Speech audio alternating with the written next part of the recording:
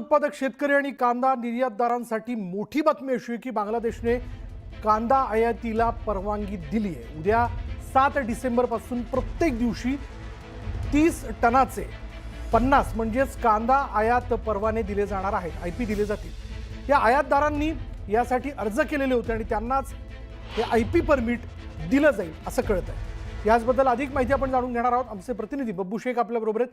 बब्बू, काय माहिती याबद्दल?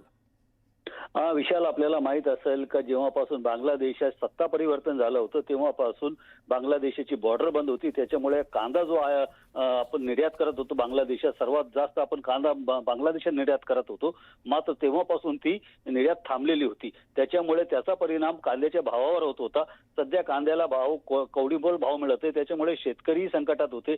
आता एक त्यांच्यासाठी एक दिलासा देणारी बातमी आहे का उद्यापासून ज्यांनी ज्या कांदा निर्यातदारांनी अर्ज केलेले होते बांगलादेश सरकारकडे, त्यांना आता परवानगी देण्यात आलेली आहे आणि रोज 15,000 क्विंटल कांदा निर्यातीची बांगलादेशने परवानगी दिलेली आहे। त्याच्यामुळे उद्यापासून किंवा परवापासून व्यापारी हे जे आहे तर ते बांगलादेशाला रोज 15,000 क्विंटल कांदा पाठवणार असल्याची आपल्याला व्यापाऱ्यांनी सांगितलेलं आहे। विशाल, धन्यवाद बब्बू या सगळ्या तपशिलाबद्दल।